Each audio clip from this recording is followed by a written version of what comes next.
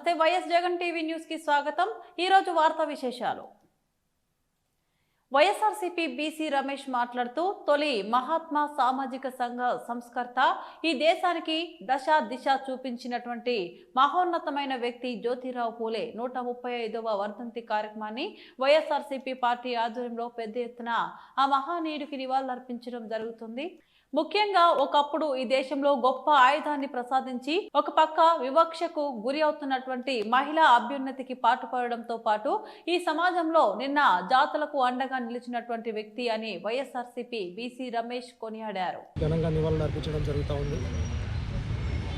ముఖ్యంగా ఒకప్పుడు ఈ దేశంలో గొప్ప ఆయుధాన్ని ప్రసాదించి ఒక పక్క వివక్షకు గురి అవుతున్నటువంటి మహిళాభ్యున్నతికి పాటుపడడంతో పాటు ఈ సమాజంలో నిమ్న జాతులకు అండగా నిలిచినటువంటి